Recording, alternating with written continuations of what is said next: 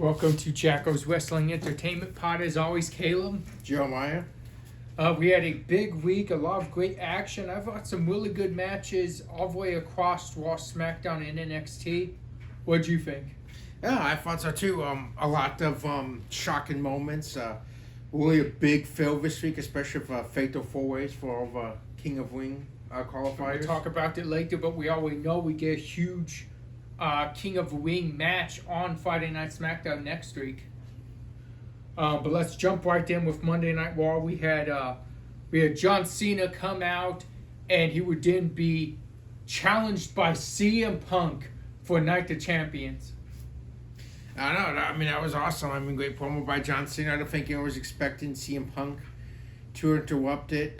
Punk would, like you said, stake his claim for the title and say that's the only way Punk believes he'll get the old John Cena back is by taking that title from him. He believes the title, or the pursuit at least, has made John Cena evil, so to speak. And CM Punk thinks the only way he saves everyone's hero is by becoming the monster, in his words, to beat that monster that is John Cena.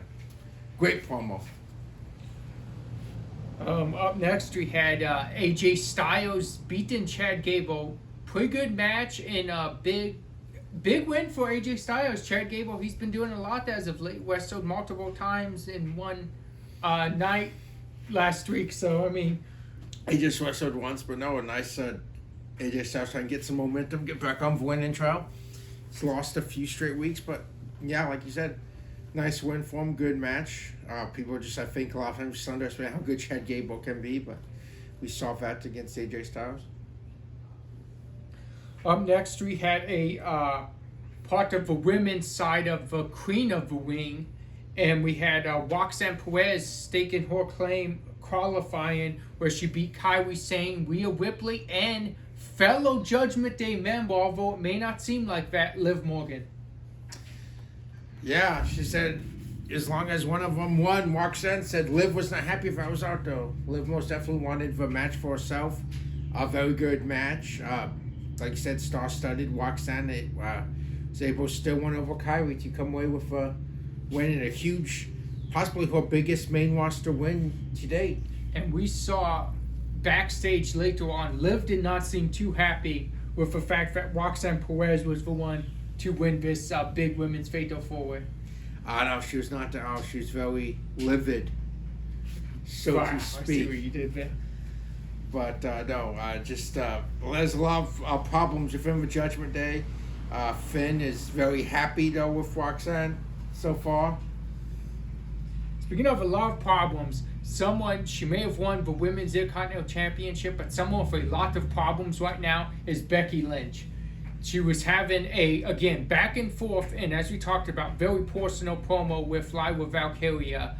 But that was not the only problem. We saw the return of Bayley, where she would beat the daylights out of Becky Lynch. Just what do you think of this whole fate, and who's getting the next title match? Is it your former women's champion, Lyra Valkyria? Is it the returning Bayley? That's a great point. A great question. It's stuff like, I mean, we know it's like we were saying before War on last week's show. It's far from over between Becky and Lyra, especially with what happened at Money in the Bank. Becky demanded a proper acknowledgement, so to speak, congratulations. But before anything could happen, Bayley made her return, like you said, got vengeance.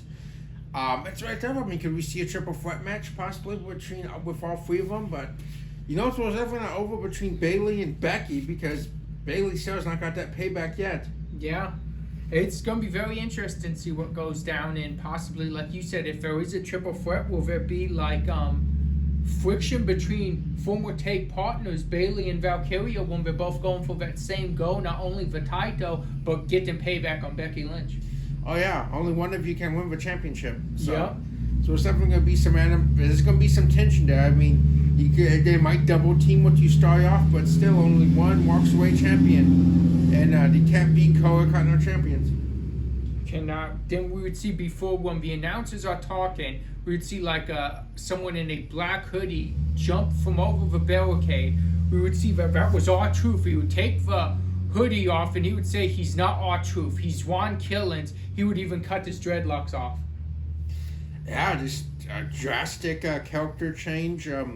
Seems right now we're seeing, and we'll talk about later, just a very different view. It looks like Ron Killens and R-Truth are not the same person by any means. He keeps saying he's driving now. A lot of people, social media, were shocked with the haircut. But hey, I mean, he's changing up so far. Like I said, most definitely personality-wise, character traits are nothing like R-Truth at this moment. They are not. It's very serious, and he said he's Ron Killens now. It's interesting to see where that goes. Up next, we saw, and this is part of what we know is going to happen on SmackDown, we saw Sami Zayn win the Men's King of the Ring Fatal 4-Way by defeating Dorothy, Dominic, Mysterio, Braun Breaker, and Penta. Yeah, huge win for Sami. Huge win. We can't forget to mention though what happened to Braun Breaker in this match by one megastar. Yeah, LA Knight looks like he's out to get payback on Seth Rollins in his group, but I mean, we'll talk about it later on. It kind of ended up backfiring on him too later on in the week, and all signs could be pointing towards what some might say is a dream match: LA Knight, Seth Rollins, maybe at Night of Champions. Yeah, most definitely. I mean, that is huge. I mean, you look at, we know, Seth Rollins, future Hall of Famer, legend, still doing it, but you look at the cylinder of LA Knight and just think about the promos back and forth between the two. Think about LA Knight trading promos with Paul Heyman. I mean, a very awesome storyline to get excited for. It is, and speaking of something to get excited for, there's a chance that the Women's Evolution pay-per-view, we could see the return of the Bella Twins. We saw Nikki Bella come out on Monday Night Raw. She was there. She was talking. She was giving props to the women's division. She did not mention one Liv Morgan.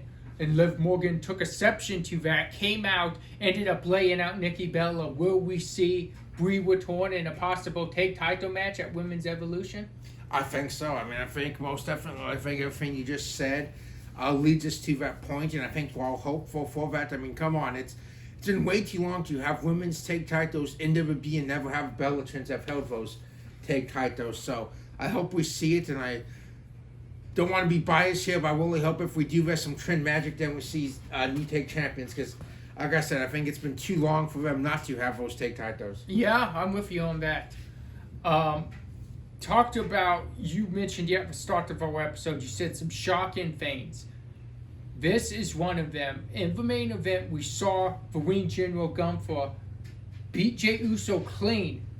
No cheating.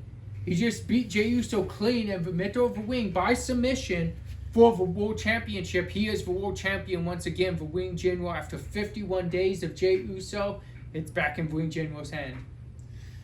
Like you said, I mean, good match. We're taking away from that. I personally don't agree that you ended his title reign this soon. I think, at least on a pay-per-view, or at least a little bit longer, it just seemed like they could have, I don't know, maybe went a few more. I mean, you had the big Saturday Night's main event match for him to defend the title, but he never defended the title on a pay-per-view. He tagged up with Cody Rhodes, but he was taken out and not involved in the exact finish. I don't know. I just felt maybe he could have done a little bit better with Jey as world champion. Hopefully he gets another shot at it. But, yeah, like you said, Gunther straight up just beat him. Very clean. And everything Gunther told him was true, though. He spread himself too thin. He did. And Jey Uso has his eyes set on trying to reclaim that title by winning the King of the Ring. We know he is the fourth and final member of that big, monstrous Fatal 4-Way that has... was it Bronson Reed, Sheamus, and Rusev? Yeah, that's a monster's Fatal 4-Way. Then Jey gets thrown in. I'm not really sure if you're Jey, you're too happy with your climb back to the top of a mountain right now. Yeah, talk about with 3 mountains in there. Yep. But yeah, no, awesome Fatal 4-Way. You just, Jey, I hope you got to free kill each other and pick your right opportunity. Yep.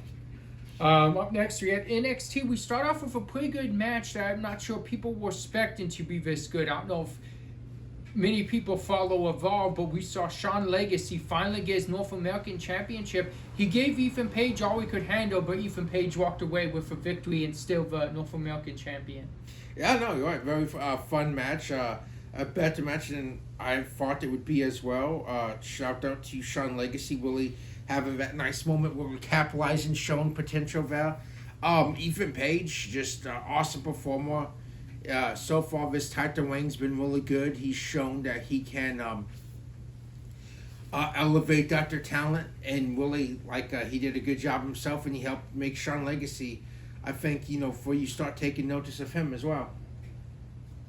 Up next, we had Jacal, Sean Spears. Sean Spears led Colin, I should say, taking on the team of Inamoa and Briggs. And this was an underweighted but really good tag team match, I thought. Back and forth, and I think it showcased both guys for maybe a future tag title match. Yeah, exactly. Like we saw a vignette beforehand. Brooks Jensen is out of it. Izzy Dame made that call. Sean Spears agreed with it, and it looks like now we're gonna, like you said, put the focus on Spears and Nico and Izzy Dame as their manager / she's also making waves in the women's division as well. So and Izzy Dame teased that she may find another member to the Colin, because Sean Spears said, "Do we replace him, and if so, with who?" And she said, "I have someone in mind. So who might that be?" Well, that's a great point. Who knows? That'd be very interesting to see who she's talking about. Next, we had Lash Legend against Win St. Clair. Pretty good match, and the opportunity to get both these women. We haven't seen them wrestle much as of late, so pretty good opportunity to get both of them on the show. Yeah, exactly. Because we talk about how good the women's division is, but there are ones that kind of slip through. You forgive a little bit because you don't see. And Lash Legend, now on her own, new music, everything. Good match. Win Sinclair, we've just mostly seen as a manager for No Quarter Catch Crew. So, like you said, great opportunity to showcase both women. Up next, I thought one of the better matches on NXT. And speaking of elevating, I think JC Jane did a great job elevating someone that people may not be familiar with, Lainey Reed. But she came out and she gave a really good showing, and even almost had the NXT Women's Champion JC Jane multiple times. JC Jane walked away for victory, though. Yeah, no, very solid match. Like you said, we just saw her last week. In Charlotte, she stole a page out of JC Jane's book to get that title match, put on a heck of a match. And yeah, JC Jane kind of doing what, just talked about Ethan Page doing. Being a champion, but doing really good to elevate this not known talent yet and really help out. Is she from Evolve, Lainey, or is she someone that just debuted from the Performance Center? I'm not sure. That's a good question. We'll have to look into that. I'm sure we'll see more, and probably like everyone else, we'll start to understand Lainey Reed's story, because that's not going to be the last we see of her. We saw one heck of a performance. Exactly. Up next, we had Tyson and Tyreek against Luca and Tony. I don't know. Luca and Tony seem to be on the same page most of the match. But then a little bit of miscommunication at the end, and a distraction ended up costing them in the final moments of that match. Where do you think they go from here? Oh, I'll be honest, if we're playing the blame game, I have to blame Tony D'Angelo, because Luca did not do anything. He really did not do anything to show Tony that there was any distrust or anything in the match. He grabbed a crowbar that Stacks threw in there, and Tony's being paranoid, thinking he's going to hit them, but Luca never showed behind him, as we see. I know Tony does it, but we're watching the match on TV.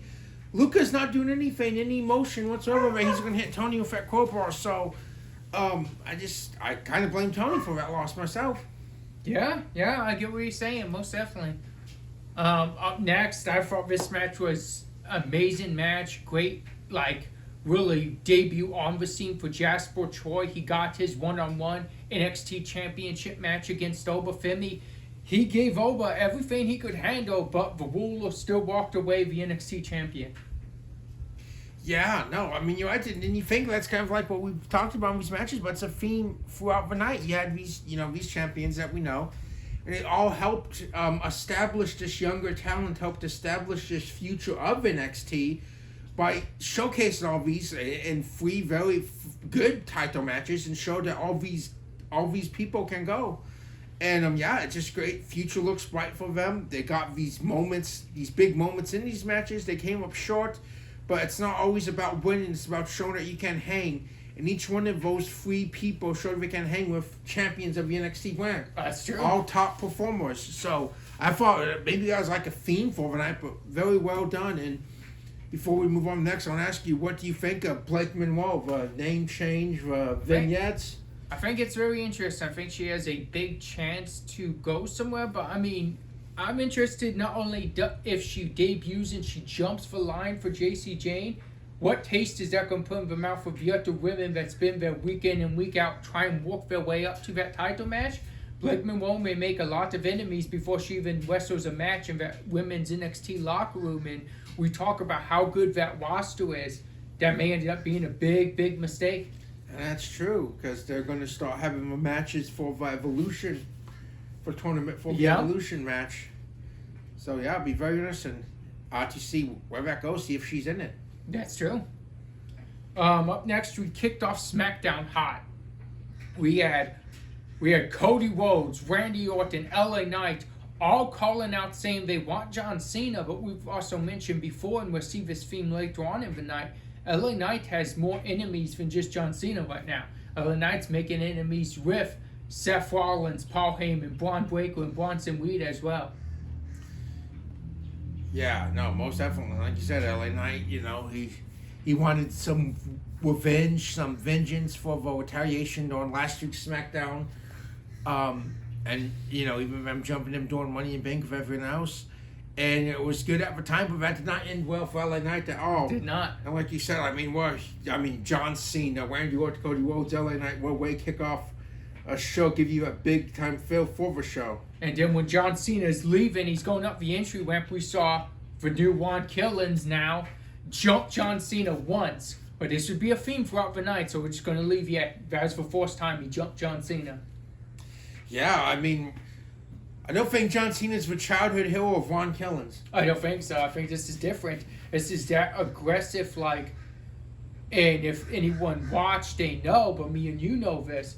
This is like that TNA wrestling Ron Killens, that he was not about the jokes. He was about wrestling, and he would put the hurting on people. He would do whatever it took to win. He would get wherever he wanted. He would take the opportunities. Yeah, exactly. This is a fallback, but just, to go with your point, and if people want to, familiarize with this, look up Juan Killens TNA. He took on Jeff Jarrett, AJ Styles, Abyss in some of hardcore type matches and stuff. Like you said, it was a different, he still had that same, he's always had that charisma, but this was a more vicious side. A little bit almost like that 2011 Hell Truth to an extent too. And even something else. Juan Killens was on TNA where he teamed up with Adam Pac-Man Jones. Where Adam Pac-Man Jones could not wrestle in matches because of his NFL contract with the Titans. So R-Truth would do these matches defending the tag titles against teams the likes of Sting and Kurt Angle. Wrestling this match against the Dudleys too. 1-on-2 practically, because Pac-Man Jones couldn't hit or be hit in the match. So if you want to talk about how good Juan Killens is, if you watch some of those matches, he's defending the tag championships against legends by himself. Ah, you're right. That's just a lot of work there, and also to even sell it on paper of we know Pac-Man can't do this, but we don't care because Truth's doing the heavy lifting. Yep. And then Pac-Man would get the pin. Yep. Yeah, it was very entertaining, but yeah, just some fullback stuff to watch on Juan Killens. Next up, we had another one of those King of the Ring Fatal 4-Ways. This time it was Randy punching his spot. And I'm going to ask you about the match, but I'm also going to ask you about what's advertised for SmackDown next week, and I can't wait for this one. Randy Orton and Sami Zayn. Yeah, I can't remember if that's ever happened one-on-one to my knowledge. I don't know. I don't think so. And yeah, that's just huge right there. I mean, the crowd's gonna have to be torn. I mean, the crowd loves Randy. The crowd loves Sami Zayn. They're both faces at this moment in time. Two completely different styles. Randy wanted to, in his words, kick Kevin Owens' head off of his shoulders, saving Sami Zayn from a further beatdown. Which also Sami Zayn's best friend, and now we get to see him and Sami go. It's going to be very interesting, and can't wait to see how that match goes and see where the crowd's at. Yeah. Up next, we saw Jacob Fatu come down to the ring. He was explaining his actions, but then he was interrupted by Solo. And Solo told him things could get really bad, but he'll forgive him if next week live on SmackDown he hears 4 words, and that's "I love you, Solo." Yeah, I don't think that's going to work for Solo. I think you're going to threaten Jacob Fatu, and I think what gets worse is we saw the dark match footage of Hikalo. Yeah. Not the one of Tonga's abrupt, I believe, to Tonga and Tama. And This guy's like 6'8". yeah, so that's most definitely a monster, along with JC Mateo and along with Tonga's whenever they're back from injury, depending on what side of the line they choose. We know Mateo, we know that this guy will probably be with Solo, but what side do those brothers choose when they come back? That's true, and I have to ask you, if he does not say those words and you predict he doesn't say them, how bad can this get for Jacob Fatu being outnumbered? That's good. It can get very bad. I mean, yeah, we know Jacob Fatu's a beast, like he says, all gas, no breaks with it, but these are not normal-sized men. It's not like you're sending, average-sized guys after him. You're sending these big, meaty Samoans, and one's a monster. Yep. And yeah, that could get very bad for Jacob Fatu, but does he get help? I mean, does Jimmy help him? Like we just said, what did Rosetta 2 do? Jay just lost his championship. Do we see a more whiffs of Bloodline Wars again? That'd be interesting. Up next, we saw Jade Cargill punch Horteki, the Queen of the Wing side. She defeated Nia, Piper Niven, and Michin. Yeah, again, just awesome. These fun Fate to 4-way matches. Good match. A big feat of strength by Jade, delivering that finish to Piper Niven. It was just a big opportunity. I mean, we know Jade, we don't know when, but we know Jade will go one-on-one with Roxanne Perez. You have any predictions for that one? Man, that's tough. You talk about two completely different styles. You have a power, straight up just powerhouse style.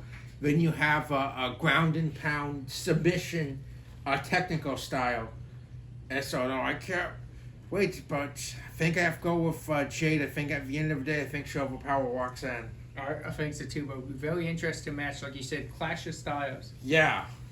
Up next, we had, and I thought this was one of the best segments, not only of SmackDown, but just of the week, like promo-wise. But we saw another really good promo at the end of SmackDown. But Naomi and Stratton going back and forth, I don't know. I just think the work Naomi's doing, not only on the mic as of late, not only in the ring, but also on social media, has just been amazing. Yeah, I mean, Naomi's just she's changed everything up. She's changed her character. She's changed her look, her entrance, way she talks. I mean, everything. She's just completely changed it up. She's gone 100% into this character. And I agree with you. I think it's paying off big. I think we've seen some of the best work of her career currently. And she's extremely dangerous with that briefcase. Stratton Bell, watch out. But Io Bell, watch out too. Because it's not just SmackDown. That briefcase, you can go on any brand you want. That's true. Up next we saw, and I think these matches will get better, but I think we talked about this off air, but just work. Work has to be done.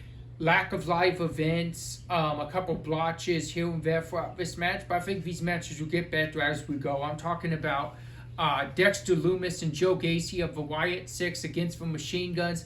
There were quite a few mistakes in this match, but we talked about this being like lack of live events. You don't get that shot to work with each other before you get on television and you're thrown into a first ever match. But I most definitely see an upside to both of them, and if they have another match, I'm sure it will always be 10 times better than what we saw.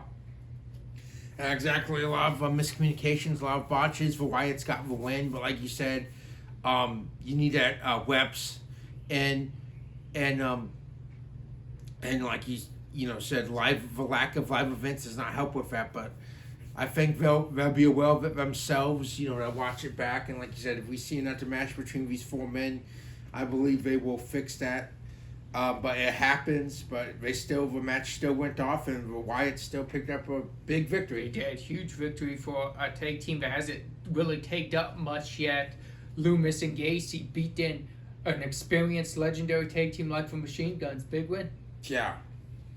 Up next, we saw Alexa Bliss punch her ticket by beating Abba Fire, Charlotte Flair, and who's the last?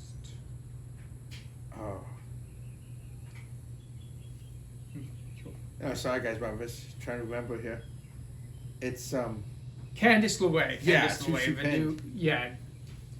But big match, big victory for Alexa Bliss. The thing coming out of this fair four-way, and there was no disrespect to Candice or even to Abba Fire, but we saw more of a back and forth between Charlotte and Alexa. Like even underlined before the match, we saw Charlotte do her entrance, and Alexa didn't even let her get down to the ring. She interrupted her with her own entrance. These two were trying to take the spotlight off of each other. I thought really good fair four-way, but I think the match went more towards Charlotte and Alexa than it did the whole match as a whole.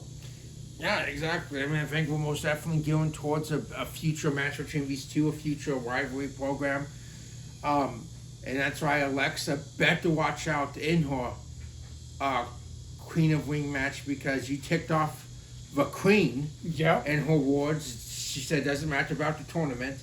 And I think Bliss better watch her back, because I don't think it's going to be the last she sees of Charlotte by any means. I don't think so. Up next, we saw John Cena come out to the ring. He told Nick Aldis he was going to go out there. He was going to call out Juan Killens. He called out Juan Killens, but he ended up getting CM Punk. And this was a great promo. Yeah, I mean, it's just great. I mean, right now that it's 25, and we get to see going into Night of Champions, week from next Saturday. We get to see CM Punk and John Cena, which could possibly be the last time ever. And I don't, if you grew up with it like we did, or you go back like when we're teenagers, 14, 15 years ago, and even a little bit past that, just how great these promos were, how these matches had just that big time feel, and how you had the pipe bomb and you blurred the lines between what was storyline, which wasn't, and just to get some of that. But the fact that both of these men can still go on the mic, they can still go on the ring, and this is huge. And Juan Killens got John Cena again. He did. Yep. At the end of it, I was going to say, as CM Punk was leaving the ring, he was making references to "and that's the truth" and stuff like this. And then Truth got John Cena again, and Punk's right out there just like gloating when John Cena's in this STF. And it's just big moment. I love the story. I'm going to ask you too about your predictions on Juan Killens, John Cena this upcoming SmackDown. Man, that's tough. It's non-title match. I'm going to go a little crazy. I'm going to go a little left field. I think Juan Killens picks up this victory. I like it. I mean, more aggressive side, and CM Punk is going to be lurking in the shadows. And not only that, so far, I mean, his game planning, he's had the upper hand on John Cena so far every time this time. Like, he's to the point where right now, his mind games are working with John Cena, and we see the frustration. I think you may be right. I think that could get to Cena in the match, too. Yeah, John Cena, beginning of the night, everything's gone as I planned, this and that. Yeah. He has not planned for Juan Killens, and like CM Punk said, we did Saudi. He's picked this because, CM Punk's past comments on social media, but Punk said he doesn't care where it's at. Even if he has to follow him to the pits of hell, he will go and take that championship Yep. from John Cena wherever necessary. So just so awesome. I mean, I love intertwined storylines right now. So many things going, and some people might not like that, but I like that you have just the focus is on the champion. The champion's and all this because he's the champion. Everyone's coming after him. Everyone wants him instead of just being like a lot of times you see just a singular focus. Oh, he's forcing this guy. He's not doing anything for anyone else. It's just. But right now you have so many different stories on him because Cody wants him. Randy Orton's not happy with that last match. He's not. Next up, we had the big Fatal 4-Way. This was Cody's first match on Friday Night SmackDown. I believe they said since February of this year. So huge match. We got to see Cody work his way to the next round of the King of Ring tournament by defeating Andrade, Shinsuke Nakamura, and Damian Priest. What did you think of this match? Awesome match again. Like we said, these matches are so fun. And this one really did put more of a, like we said, that last one, women's match, and not knocking on anyone, not knocking on match, but the focus was between the one woman-upmanship of Alexa and Charlotte. But this really just put the focus on all four of these men in the match. Close, near falls, each man having their parts of dominance in the match. Shinsuke got too arrogant, got too cocky, and it cost him in the end. He played around with Cody, and Cody ended up giving crossroads on him. And we don't even know if Cody, if he was going to go for it, looked like his own version of a crossroads almost on Cody, and that's, like you said, that's what got him. But no, great match. Awesome win for Cody. But yeah, everyone involved. That match just really, in my opinion, was the best 4-way of the night. I think so too. We're going to jump into our match of the week now. We're going to take from Raw. Of course, we're going to take the World Heavyweight Championship match. Great match between Gunther and Jey Uso. We're going to take Sami Zayn's Fatal 4-Way win. We're also going to take Roxanne Perez Fatal 4-Way win. We're going to go to NXT. We're going to take Laney Reed and JC Jane. As I mentioned, I thought that was a really good underrated match. Jasper Troy and Inoba, because that was a really good match. And we're going to take the NXT North American Championship match, because again, really good match. And you talked about the theme of bringing these people up, these younger stars. I think NXT did a great job, because every single one of those 3 matches, you could look and say, I want to see more of these people that your stars are going against. Exactly. They elevated all of them. And then from SmackDown, we're going to take Jade's Fatal 4-Way win and Cody's Fatal 4-Way win. After a lot of consideration, think I'm going to go with Jay and Gunther. It's not often you get a world title match of that magnitude that's like a pay-per-view match on a show. And there's no shenanigans, no this guy running in, interferences, cheating. It's just straight up one heck of a wrestling match. There's like 3 or 4 segments. We had 3 or 4 commercial breaks. They let these guys go for like 20-some minutes. And I just thought it was an amazing match. I agree 100%. It was a great match. Told a story. And for the main event, for the MVP, speaking of story, we're going to go with a man that earlier on, over a year ago, finished his story. We're going to go with Cody Rhodes, delivering one heck of a promo, kickoff SmackDown, and polishing the night off with his first wrestling match on SmackDown in months, and winning that great Fatal 4-Way. Very well deserved. Like even Punk said, right now Cody's the guy. Yeah. And he shows that every time he's in there, he makes everything moment count, makes everything big. Right now, he truly is the face of a company, and as a fan, I don't know how you can't be behind him. But speaking of Punk, though, I want to ask you about this. What did you think of CM Punk's comments where you're right, he said Cody's the guy, but he said, let's see who's chasing who after Night of Champions. Yeah, I mean, because, it's going to happen. I mean, they've talked so many times, it has happened yet, but there's been so much teasing there that I, for one, cannot wait till we actually finally get to see this. Punk and Cody, that's going to be a blockbuster. Yeah, I mean, that could be WrestleMania main event right there. We have our fullback match of the week. So I'm going to go CM Punk and John Cena. A lot of talking back and forth. And it's going to go a little bit off topic here, but CM Punk's referencing Him and John Cena, referencing Money in Bank, referencing Summer of Punk, which was a big rivalry in 2011. But there was another big rivalry in 2011 that I feel maybe some people forget about when you think of Punk and John Cena. And I want to talk about the Randy Orton and Christian rivalry for the World Championship in 2011 that eventually led to Christian's heel turn and a couple title change back and forth between them. But I want to pick a match, which I had an awesome set of matches, but I want to pick the one that I thought was the best match of the series. I'm going to go over the limit 2011, Randy Orton versus Christian. I believe that was 20-some minutes to a half-hour match. They were both, Christian hadn't turned heel yet. Two faces, like you said, no shenanigans. And Randy Orton just eventually won the match. But awesome match. Highly recommend if you've never seen it. Over the Limit 2011, Randy Orton Christian World Title match. Speaking of Over the Limit, that's a pay-per-view name we don't have anymore. But I thought, like, every Over the Limit pay-per-view delivered. Yeah.